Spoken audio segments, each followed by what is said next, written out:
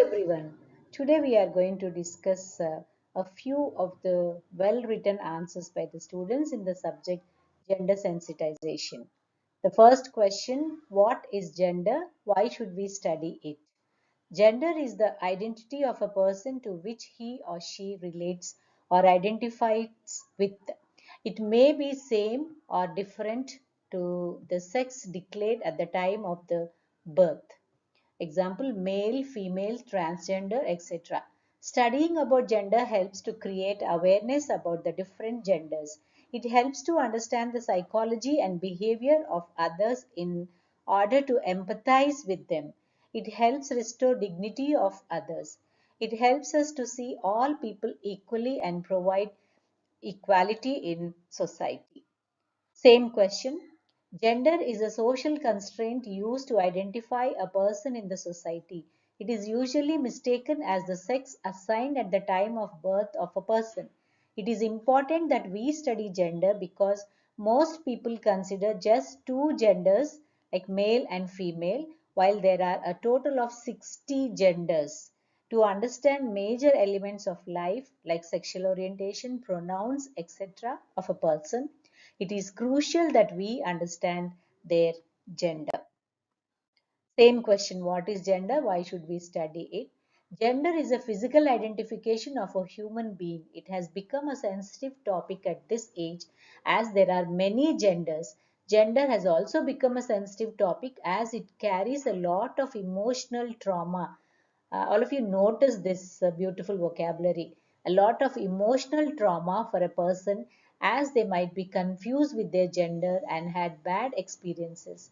Gender nowadays has become a big social stigma as many are afraid and turn a blind eye on gender sensitization.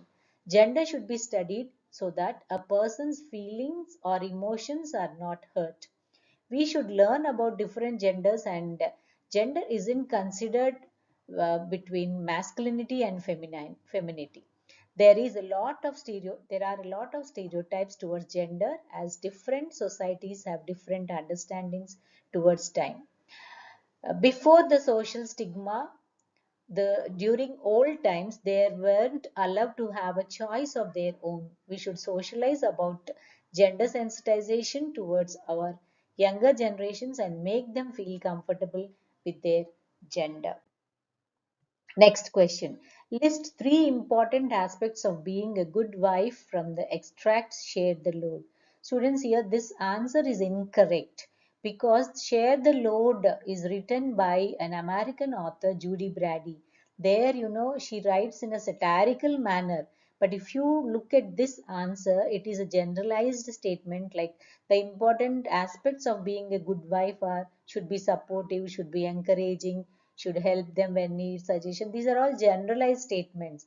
They are not relevant to this article, Share the Load, written by Judy Brady. Now let us look at the correct answer for this question. Judy Brady, being a feminist herself, highlights the behavior of husbands towards wives in her extract Share the Load. She responds to the way these husbands show a clear lack of empathy towards their wives and instead show a resentment and threaten to get a new wife. She mentions several aspects of being a good wife in this extract, which are nurturing the children, taking care of the housework and cooking, cleaning the house, etc. And these are the primary reasons why she exclaims, "My God, who wouldn't want a wife?" She tells other women that they aren't just wives but are mothers too, and husbands share equal responsibility in a marriage, and it isn't up to only the wives to manage the load of housework. This is the correct answer. Let us look at another answer. Judy, being a feminist, tells her readers how the mind of a man works when thinking about wanting a wife. Men just treat their wives like a replaceable entity. If they find someone better, they marry them. They want their wives to compromise their needs for their husbands without complaining about it or taking any reward for it. Wives are expected to do all the household work, take care of the kids, and even do a job if more money is needed. She wants more wives to be aware about these things and advises them to share the load. Wife should share the responsibility of having a happy and loving family with their husband. Some go for household work. Husband should take part in taking care of their kids. Wife should be valued for the service they provide to their families. The last 3 or 4 points are not necessary, students, but the first paragraph is apt to the question asked. Same question, let us look at another answer. Women are often expected by the society to do such things. Because of this mentality of many people, they are stuck at this place and women aren't rewarded based on the work they do. Women are expected to be selfless and dedicated towards the cause of family. They aren't expected to complain about the household work. Many women themselves get into this situation due to societal pressure and lack of awareness that they have the freedom to do what they actually want to do. And the last point, women who are not able to cook or do household work are labeled as manly or unwomanly. This might put them under the pressure to act womanly. Kids are fed with such ideologies by their families, teachers, and society in general. They behave in the same way towards their mothers and sisters. Many are expected to do household work even after doing multiple jobs to support the family. Very beautifully written. Why does Judy Brady exclaim, "My God, who wouldn't want a wife?" Same question, student. In her poem, Judy Brady explains how it is to be a wife, or more specifically, to follow all the gender roles of doing household work, being a mother, and having to be nurturing all the time, having to do all the work for husbands, and eventually wonders, "My God, who wouldn't want a wife?" She expresses her feelings about how she envies being the husband and having someone to share the load. This is very beautifully put up, students. In the lesson, the aspects of being a good wife are: a wife has to do the household work while the husband works to earn bread for the family. A wife has to be a good mother and take complete care of their children. A wife has to make it easy for the husband by providing great hospitality to him when he comes home. A wife need to be polite and maintain good relationship with the families. Note the repetition of this word "a wife" here, students. A wife, wife. Like this repetition tells us, it gives us the tone of sarcasm or satirical. So this is one way of expressing this answer, student, where the author wants to suggest the things in a satirical or a mocking manner. Let us move on to the next question. Describe an incident related to caste discrimination from your experiences. It need not be personal.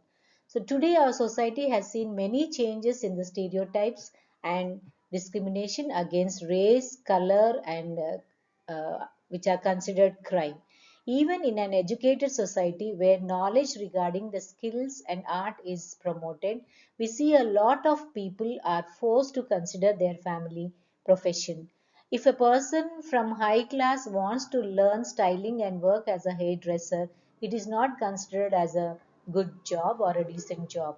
Irrespective of salary and benefits, the family will blame him for choosing a job done by lower caste. The creativity and skill of person are not even considered. If a person from lower class is interested in high paying and highly respected job, they are encouraged. In the same way, um, the upper caste people should be allowed to do all kinds of jobs. This respect to any kind of labor is lacking in our country, and many professions are getting extinct or replaced which were done by lower caste people. This is a personal experience of a friend of mine from upper caste, excited to learn styling but rejected by her family. So this is the dignity of labor should be there. That is a caste discrimination. Very well written answer. Same question. Being born in an urban family, I couldn't find any impactful caste discrimination ever in my experience. But I currently find the discrimination of the caste in the education system. Many of my friends who have worked really hard couldn't get an admission into a good university, while people from lower caste get a great university seat, even with bad and average grades. As of my experiences, the parents of the current generations are mostly educated and they are not teaching their children in abusing the lower caste people. So, a friends group nowadays has people from all the caste. Young children mostly do not know about caste until they are asked for their caste during education as per the reservation schemes. This might leave a negative impact of lower caste people in the upper caste people's brain. But similarly, whenever I visit my hometown, I find upper caste people abusing others by using lower caste names. This is a crime and has to be taken care of. Very well written answer. It is such a sincere and honest answer, students. There is originality in this expression apart from the language errors. Same question, caste discrimination. Um, One of the instances or incidents which describe the caste discrimination is a well educated male with all the proper qualifications and good personality faces discrimination just because he belongs to a lower caste in the society. Even there are many reservations to overcome this. Our society still lacks in many of them. While in search of a proper bride for this male, he gets rejected just because he belongs to a lower caste and is only allowed to marry to a family from his own caste. Even if the person is deserving and has a good relationship with the female of the higher caste, he gets denied of it, and the society doesn't accept this and is frowned upon. This is again, this leads to honor killing also, student. The adverse consequences. Good points are mentioned here. Next question. Comment on the incident which left an indelible impression on the mind of Dr. Ambedkar during his childhood in first lessons in caste.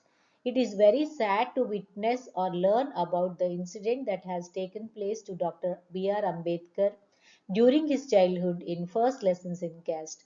B.R. Ambedkar, coming from a lower caste, was subjected to many oppressions throughout his childhood, but the experiences when he was young tend to stick to our heart. The station master was all welcoming Ambedkar's family, but as soon as he knew or got to know about his caste, his face turned pale and he didn't help them and turned a blind eye on them. Mahar was Ambedkar's caste. As soon as the whole village got to know about Ambedkar's caste, no one wanted to help, and he was not even able to ride a bullock cart, even though he was willing to pay the double price for the ride. They treated him as an untouchable, and finally he convinced a bullock cart owner that he would drive the cart himself. Hearing this story disheartened my heart. I am very proud of what Dr. B.R. Ambedkar has achieved, as he passed several schemes that help the lower caste people and start the society to consider them as people. Dr. Ambedkar was a man of great principles and will. He has taken all the bad experiences of his life and made sure no one suffered what he has suffered. I agree that there shouldn't be any caste system. No one is above one another and all are equal. Everyone should be respected for whom they are, and I am grateful that Dr. Ambedkar has taken such a great initiative and passed laws for the lower caste and helped them. Um, Again, another answer. Dr. B.R. Ambedkar recalls one of an incident which happened in his childhood, which left an indelible impression on his mind, and what he quotes to be his first lesson in caste. This is a good structure of sentences, student. At an instance where he, along with his siblings, was waiting at the railway station, his father has to come. to pick them up. He noticed a stark difference in how the station master treated him right after he learned about his caste, and what surprised young Ambedkar more was when he finally decided to hey, take a rickshaw by himself to go home. No one was ready. Hire a rickshaw by himself to go home. No one was ready to take him and his siblings, even though he offered double the usual fare.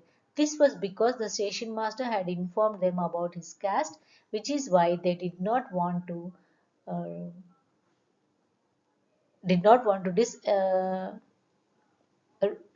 give their rickshaws for the rent. I'm not able to decode this word, students. And after this, his family members were not allowed to drink water from public water dispensers for the same reasons, because they considered his caste to be impure. So this is also one of the well-written answers.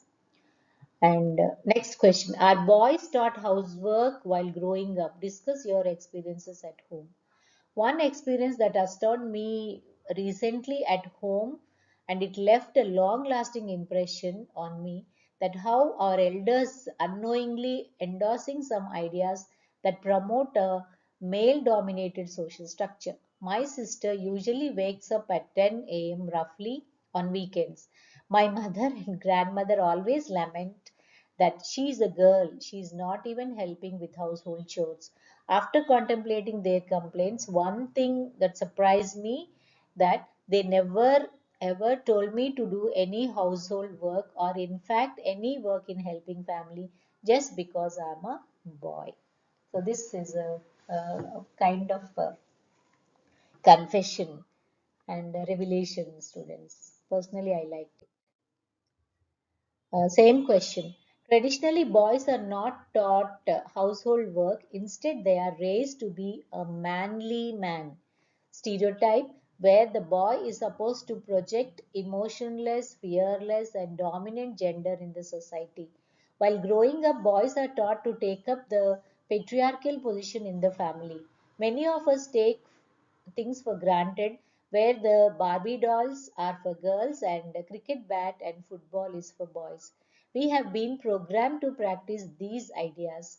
Gender sensitization helps us in understanding the social, cultural, and economic norms that leads to oppression and discrimination against a particular gender or marginalized groups. So gender sensitization promote equality and equity, and provides inclusive workplaces and communities.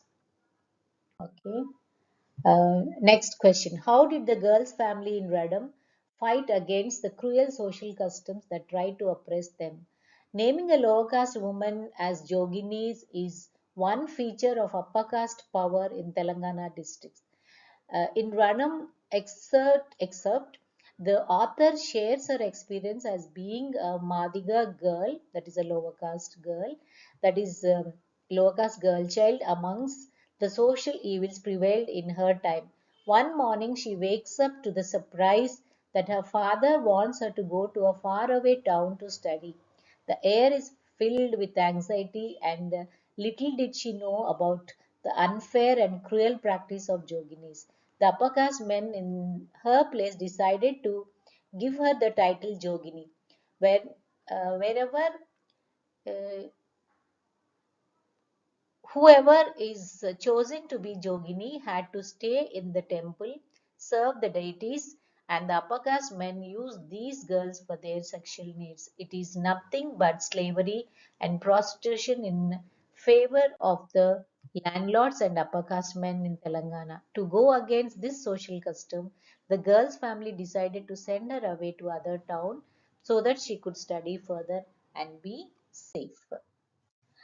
List four gender stereotypes which are generally glorified in the movies, which require counter socialization. This is a very interesting answer, students. All of you pay attention.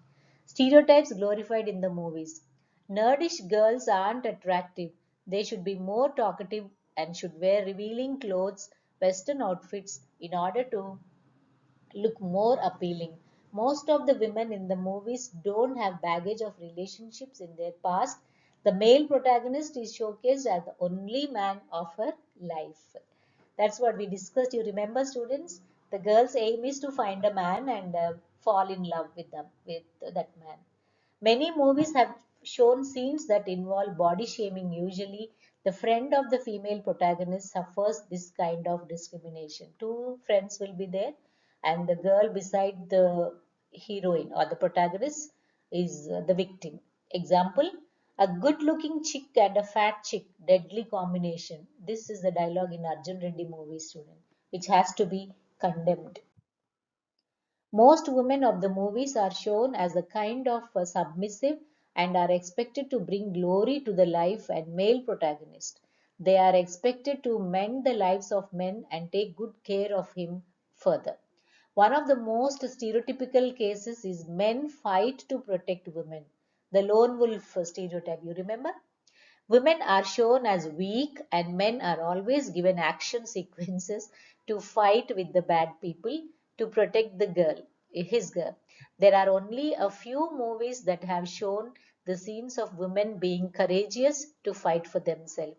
Most movies prioritize showing men fall for the beauty of women and fail to depict the actual characteristics of the woman.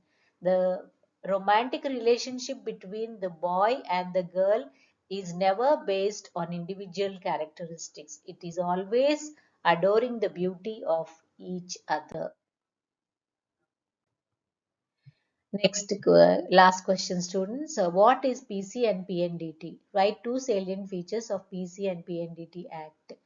PC and PNDT Act in 1994 means preconception and prenatal diagnostic techniques. Ultrasonography is no longer legal. A doctor is supposed to reveal only any neurological issues or sex issues or trans issues to the parents of the child. He or she cannot reveal any kind of information regarding the sex of the baby.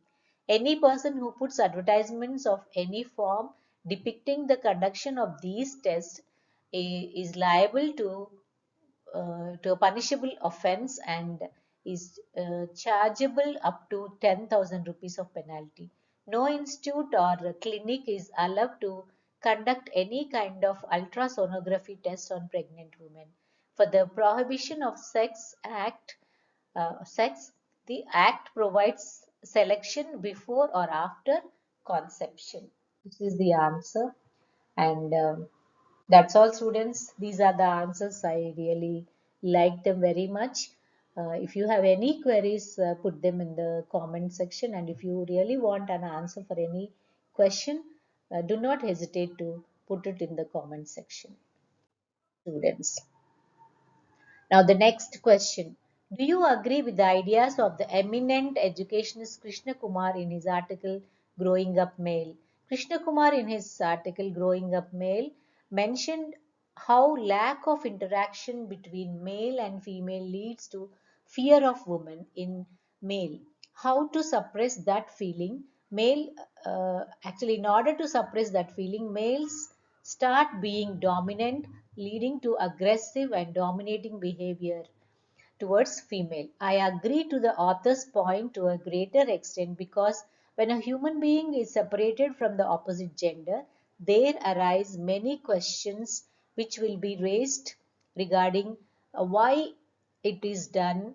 Is there any uh, is there any I'm not able to get the any okay, which will affect them and so on. Only gender specific socialization causes inferiority complex issues and the public speaking and communication skills would not grow.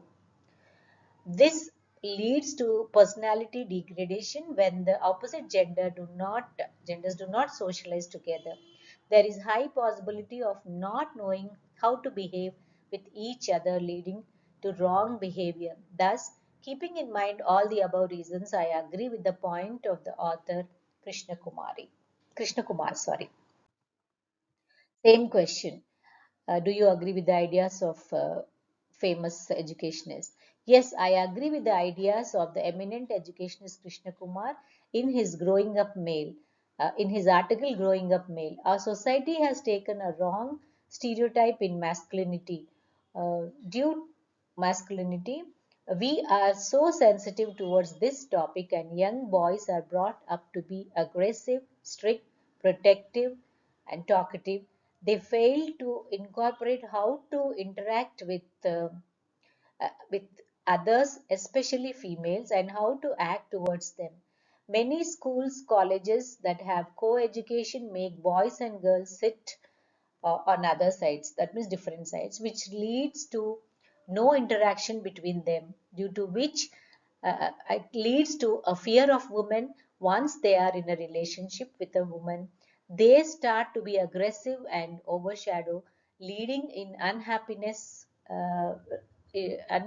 to be aggressive and leading in unhappiness men okay leading into unhappiness men or unhappy men at young age should be accustomed to interact with girls so that they don't fear them and can understand them thoroughly and feel comfortable with them, which often leads to good relationships with their loved ones. They should be accustomed to interact with other genders and should not follow the stereotype of masculinity and should feel comfortable and open up with their loved ones. But nowadays we have taken a right step. All the males and females interact with each other and have come out of the social stigma, and now even girls have broken the social norms of femininity and are becoming more independent and aren't scared anymore to talk to other gender.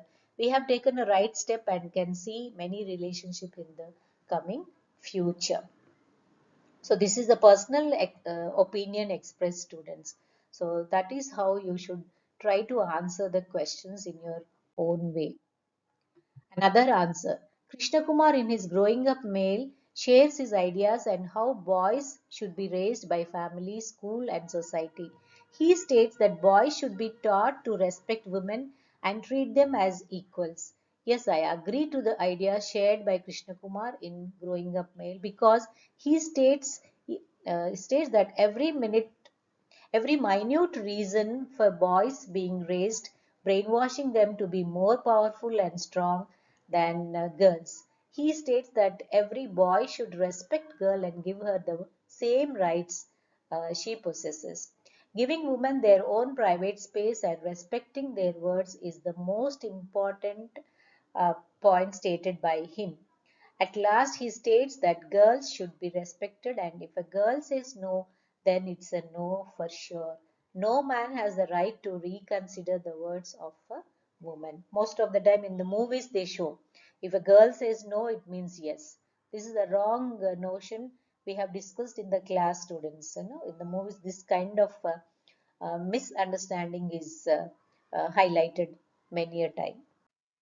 Thanks for watching, and if this tutorial had made sense, please like, share and do not forget to subscribe. That means a lot for me. Okay, bye bye for now, and let's meet up in the next video. Bye, take care.